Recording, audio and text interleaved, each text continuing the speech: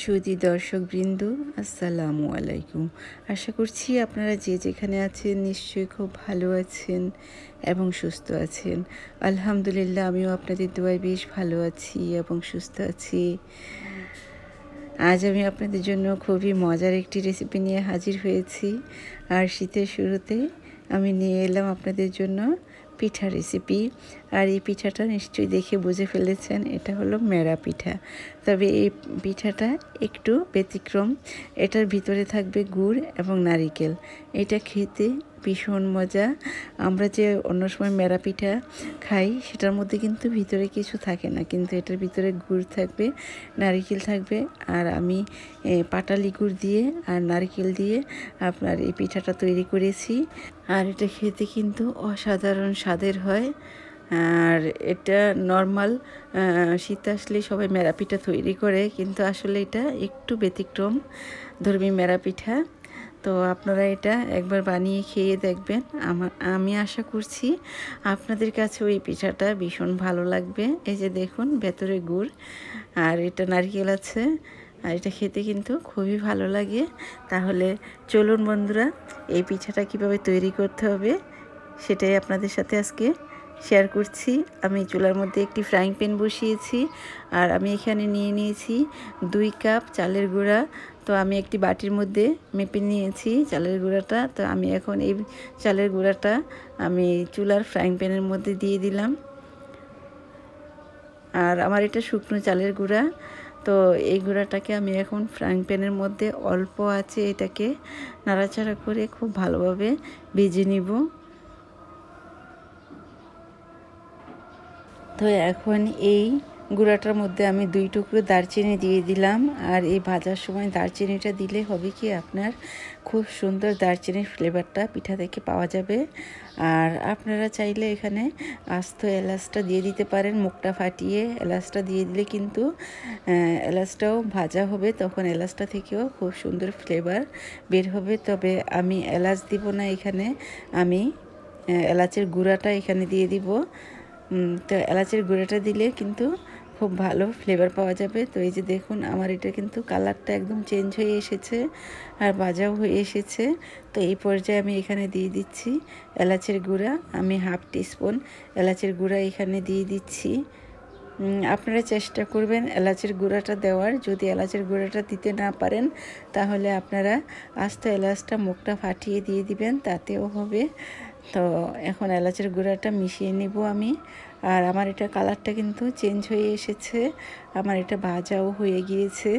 এর চেয়ে আর বেশি ভাজার কোনো প্রয়োজন নেই। তো আমি এখন এটা চুলা থেকে নামিয়ে নিচ্ছি, আর এটাকে খুব ভালো করে নাড়াচাড়া করছি যাতে করে আপনার এটা পুড়ে না যায়। তো একটু গরম থাকা অবস্থায় এটা একটু নাড়াচাড়া করে নিতে হবে। তো আমি এখন এটা চুলা থেকে নামিয়ে তারপর এটাকে ঠান্ডা করে নিব। তো আমি এখন এটা একপাশে রেখে দিচ্ছি, দিয়ে তারপর চুলার মধ্যে আমি একটি পাতিল বসিয়ে দিব। আমি চুলার মধ্যে পাতিল বসিয়ে দিয়েছি, আর এটার মধ্যে এখন দিয়ে দিচ্ছি পানি। তো আমি এখানে পাতিলটার অর্ধেক পানি দিয়ে দিব। পানি দেওয়া হয়ে গেলে পাতিলের উপরে একটা ঢাকনা দিয়ে পাতিলটাকে ঢেকে দিব। পানিটা বলক আসা পর্যন্ত অপেক্ষা করতে হবে। এই ফাঁকে আমি একটি বাটি নিয়েছি, আর এই বাটির মধ্যে এখন দিয়ে দিব চালের গুঁড়াটা। আর এর আগে চালের মধ্যে যে আমি গুঁড়াটার মধ্যে যে দারচিনি দিয়েছিলাম, সেই দারচিনিগুলো উঠিয়ে এখন একপাশে রেখে দিচ্ছি, এগুলোর আর কোনো প্রয়োজন নেই। তো আমি এখন চালের গুঁড়াটা ঠান্ডা হয়ে গিয়েছে, আমি এখন একটি বাটির মধ্যে চালের গুঁড়াটাকে নিয়ে নিচ্ছি।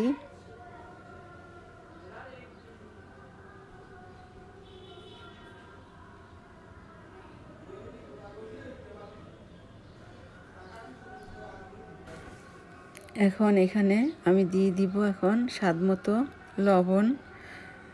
তো আমি এখন দিয়ে দিচ্ছি 1/2 টিস্পুন লবণ।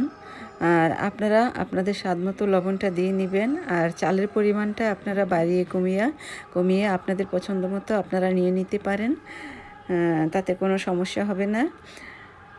তো আমি এখন লবণ দেওয়া আমার হয়ে গিয়েছে। এখন একটি স্প্যাচুলার মাধ্যমে লবণটাকে আমি খুব ভালোভাবে মিশিয়ে নিব। এই যে দেখুন আমার মেশানো কিন্তু হয়ে গিয়েছে। তো আমি একটি কাপের মধ্যে আপনার দুধ নিয়েছি, তরল দুধ। আপনারা চাইলে এটা নর্মাল পানি দিয়েও এটা ডোটা তৈরি করতে পারেন। তো আমি দুধ দিয়ে তৈরি করে নিচ্ছি। তা আমি অল্প অল্প করে দুধ দিয়ে আমরা যে রুটি তৈরি করি, যেভাবে ডোটা তৈরি করি সেভাবে একটু নরম করে ওইভাবে তৈরি করতে হবে, রুটির ডোয়ের মতো করে।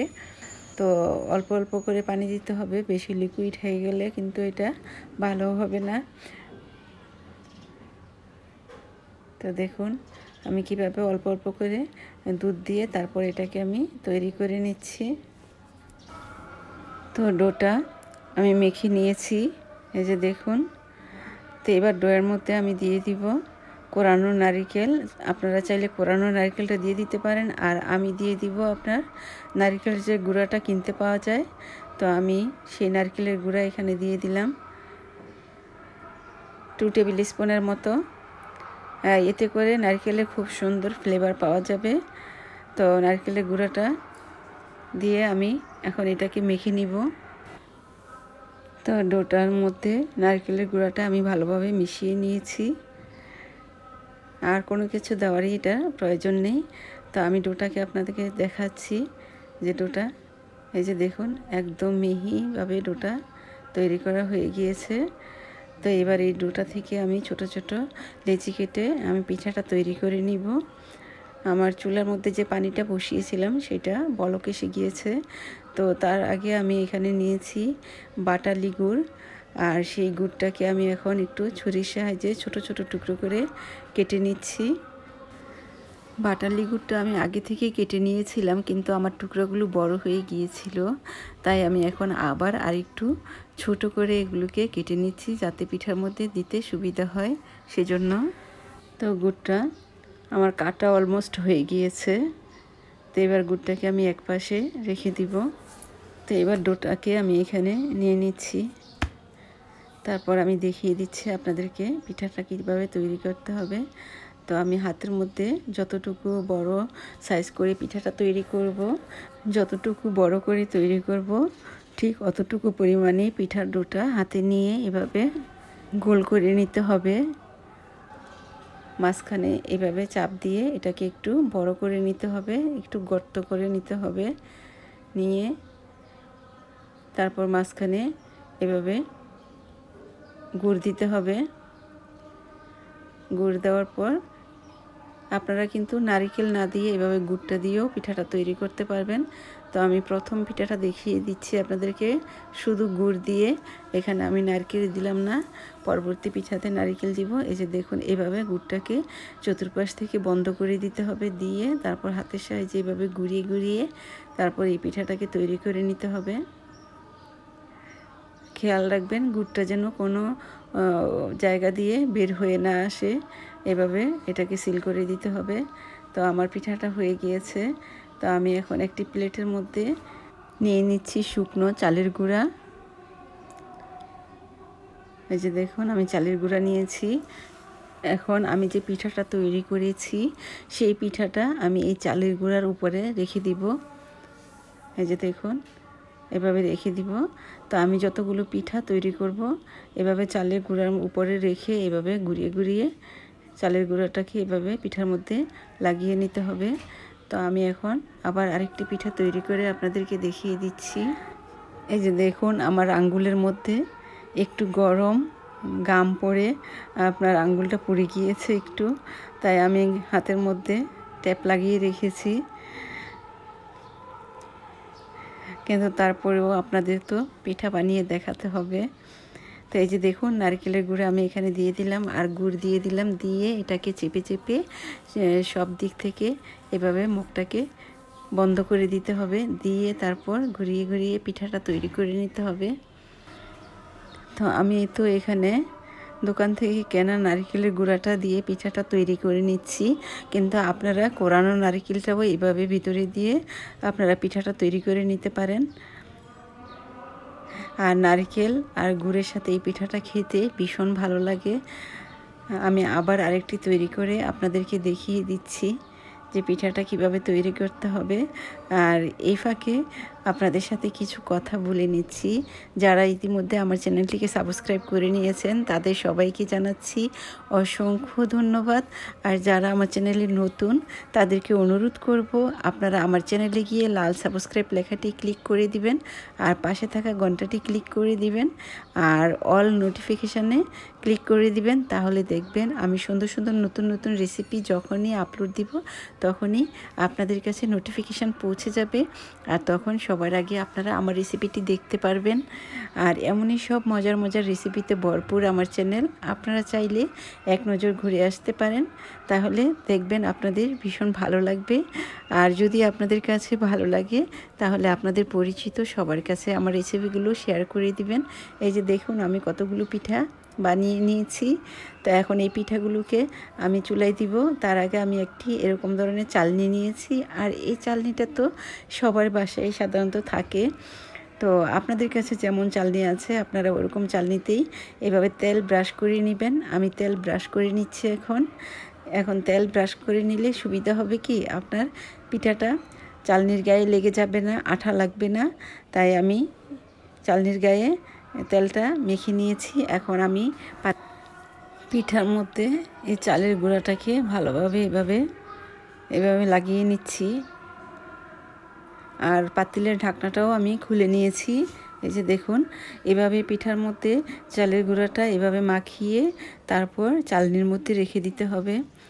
তো আমি সবগুলো পিঠার মধ্যে এভাবে চালের গুঁড়াটাকে লাগিয়ে তারপর চালনির মধ্যে নিয়ে আমি তারপর আপনাদেরকে দেখাচ্ছি।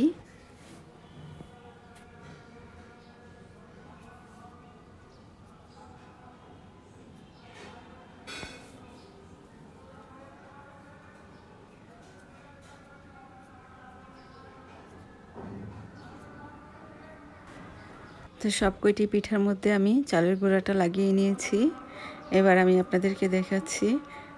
এই যে দেখুন এই পিঠাগুলো আমি এখন পাতিলের উপরে দিয়ে দিচ্ছি এভাবে। তারপর উপর থেকে এখন ঢাকনাটা দিয়ে দিব। 20 মিনিট পর ঢাকনাটা খুলে নিব। তো আমার চুলার আঁচটা এখন মাঝারি আঁচে রেখেছি। তো 20 মিনিট পর আবার আমি ফিরে আসবো এখানে। এই ফাঁকে আমার বাকি যে ডোটা রয়ে গিয়েছে সেগুলো দিয়ে আমি এখন পিঠা তৈরি করে নিচ্ছি। এই যে দেখুন এইটুকু ডো রয়েছে। তো এই ডোটা দিয়ে আমি এখন বাকি পিঠাগুলো তৈরি করে নিব। তো আমার 20 মিনিট হয়ে গিয়েছে, আমি ঢাকনাটা খুলে নিয়েছি। তো এবার পিঠাটা নামিয়ে আমি আপনাদেরকে দেখাচ্ছি পিঠাটা কেমন হয়েছে।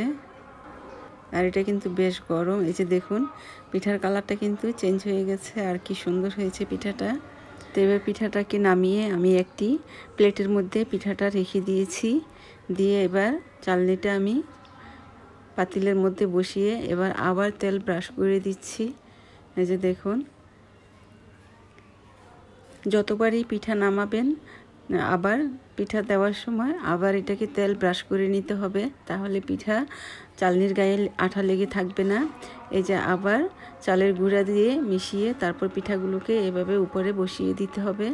এই যে দেখুন আমি কিভাবে পিঠাগুলো দিয়ে দিচ্ছি।